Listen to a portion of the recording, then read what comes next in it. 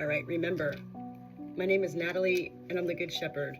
I don't mean remember me as Natalie, I mean remember, I'm the Good Shepherd Natalie.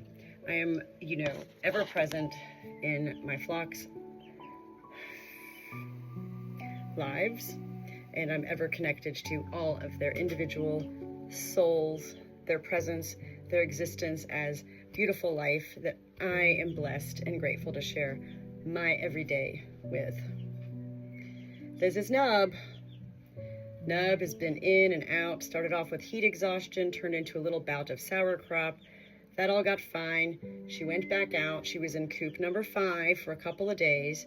And yesterday, she was in coop number 5 in the corner again, just sitting like this. That's not normal. And all her battery hen sisters were on the outside of that coop. Did you say, come on, Nub? Nub, don't you want to be with us? She doesn't feel good. So I brought Nub in last night. She slept with me again last night. And this morning, I'm getting everybody inside situated. This is the life of the Good Shepherd Natalie. I do have the barn dominium respite, young life inside. And then I've got the flock, the farm outside. So Nub this morning, well, she continues to just kind of cruise around, the barn dominium. And as I just picked her up, you can see her wings kind of hanging down here. And I noticed that her crop is mushy again. Mushy. This is what people don't understand. And I've had, not so many people, but a few people go, well, why do you get all the issues there on your farm? What are you doing, Natalie, with your chickens? Well, first of all, those people don't know me, and clearly they're not watching all my videos. So I understand. And yet, I'm here to share. This is called life. And when, you could be a person who isn't aware, and you're simply going to walk out and find dead chickens. Or you can be a good shepherd who is ultimately always aware and be able to find these issues and hopefully stop them, prevent them from going any further. So what I've been doing for the past 10 minutes before I even started to record this video is I've been walking around with Nub and massaging her crop.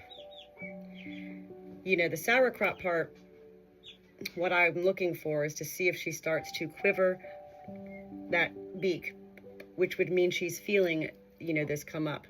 But again, if you catch sauerkraut right in the beginning, then this massaging is simply helping to break it all up so that it can dissipate and she won't need to regurgitate it. Does that make sense?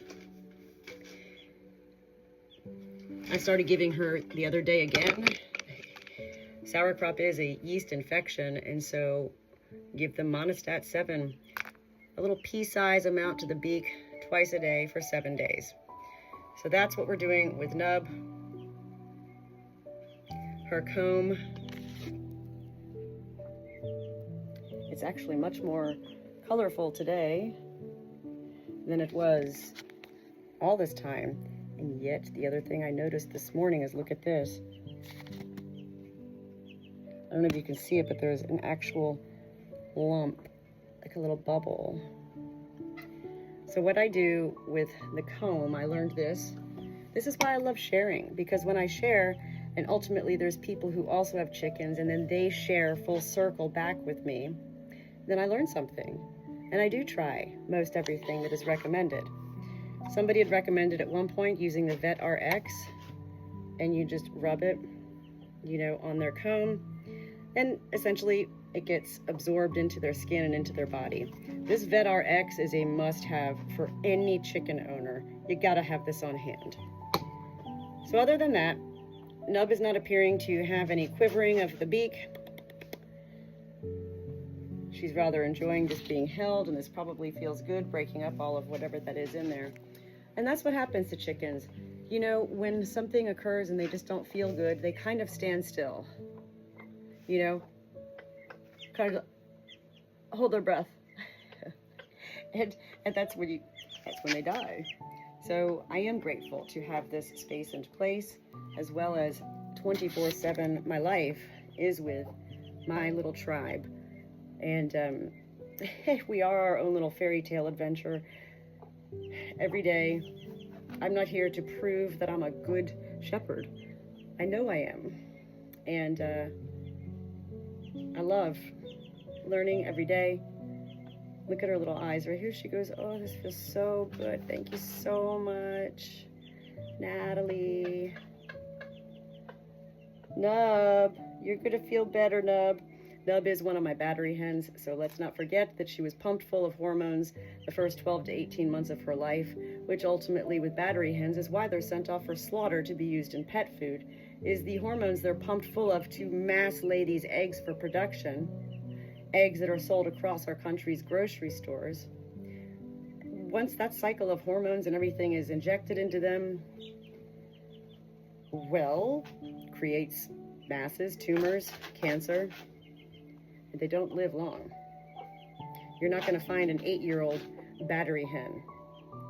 My battery hens are now, we rescued them about a year ago, and they were a year and a half, so they're at least 3 years old right now, and that's pretty much, you know, the extent of a battery hen's life, whereas a normal chicken can have a beautiful life, 8 to 12 years, like dogs. So yeah, look at her, she just doesn't feel good. I've got everybody situated in here, and I do need to go to the feed store and go get some hay and some lime, L-I-M-E, to line around coop number 5. Lime is something to use to deter snakes. Snakes don't like to cross over lime.